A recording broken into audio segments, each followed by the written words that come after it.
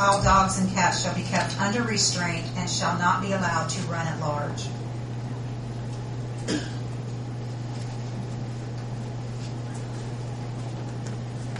Okay on that. Number 8, section 90.02, dog and cat control. Number I, interference. We were changing the fine to a maximum of $2,500 if anyone should interfere with our work, basically. What did you initially have that? It wasn't initially. It was 250 nor more than 1,000, and that was it. Mr. Herbert's request, I believe, wasn't it, that we raised that? Thank you for that, too. We appreciate that. Section 90.02, dog and cat control. Number K, fines, fees, and penalties. Number 1, page 8. We are changing that all fines, fees, and penalties collected will be deposited into the Greensburg-Decatur County Animal Control Board's Adoption Medical Fund. Changing that to all fines, fees, and penalties collected by the Greensburg-Decatur County Animal Control will be deposited into the Decatur County General Fund. We then omit monies from this fund will be used for et cetera, et cetera. Put that in the general fund, how do you? We don't necessarily get it back. Yeah, that's the. Why was that changed? Why? That Dan Wells was the one that talked to Bridget and said that they wanted, when we do collections, these are fines, fees, and penalties incurred at the shelter, incurred with impoundment. When we do collections, all of our monetary records that we keep at the shelter are turned into the county.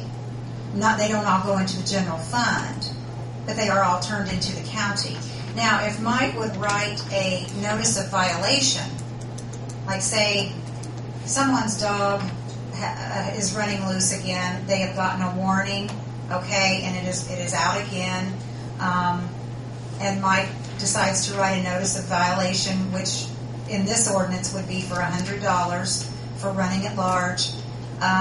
That then would be turned in to the city clerk to be collected by the city, since it happened within the city.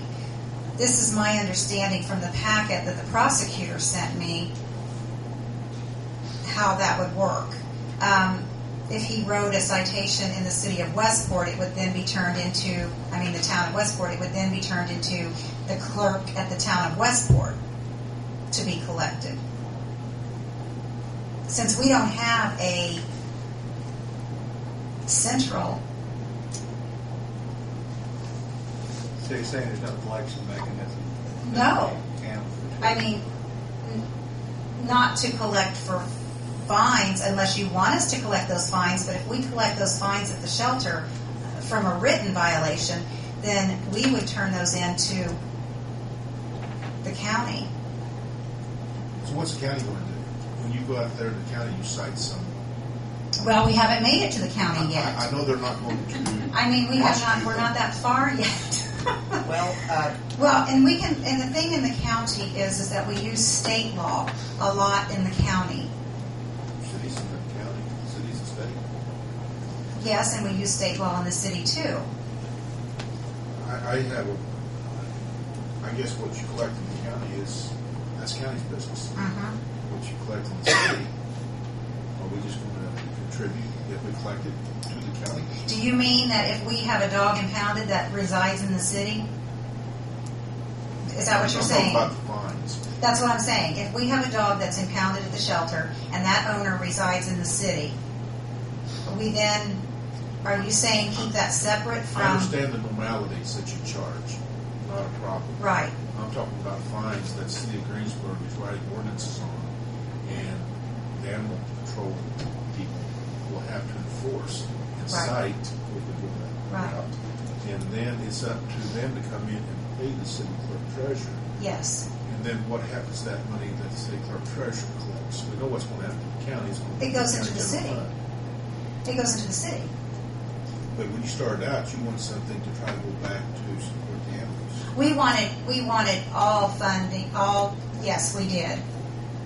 And we did. We wanted to stay in the department so we had funds. But the county doesn't want it to work that way, so it's not going to work that way. And in the papers, that information that our attorney gave us, that every one of the small communities that were municipalities would be responsible if I wrote tickets on any violations in those little small communities. If they were a municipality and had, Stay in that it area. would be Yes. their responsibility to go after and make sure that the fees and fines were collected.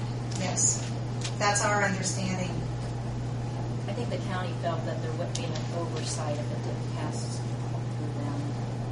Well, I'm not And problem their with it supporting passing facilities and all that. through the county clerk or the city clerk treasurer.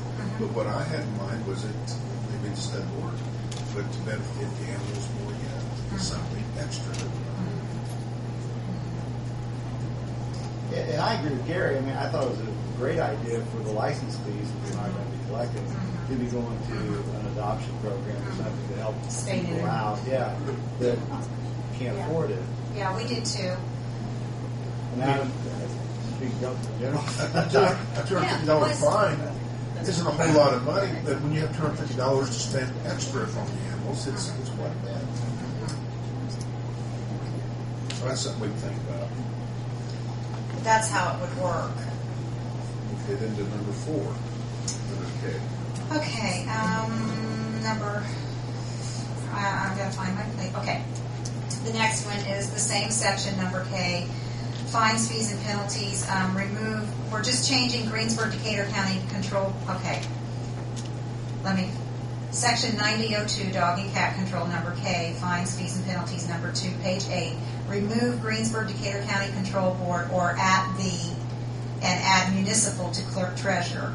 In other words, if we're not going to be keeping the funds, they're not going to be paid at the shelter.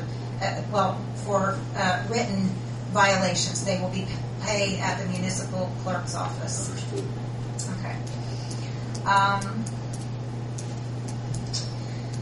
Number 9002, dog and cat control. Number K, fines, fees, and penalties. Number 4 and 5, page 8. We're combining 4 and 5 to read, and that was again in my second revision notes. The Animal Control Board may declare a person a habitual offender, and that person or owner is subject to A, having the animals immediately confiscated by the animal control officer, again, with a warrant, and or B, a notice violation of $250 for each violation, and or C, declaration by the Animal Control Board that the person or owner shall not own, keep, or harbor any animal within the municipal city limits.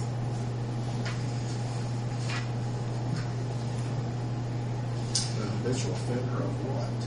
Habitual offender is defined. We defined that under Yeah, I've said that definitions. many times, but I thought that was already covered. It was in Yeah. 3 times read. Is it 3 times in a year? Any Yeah. person or persons with 3 or more written violations Yeah, that's already in a 365-day period. So they're going to get a warning, and then, it's... And then following that is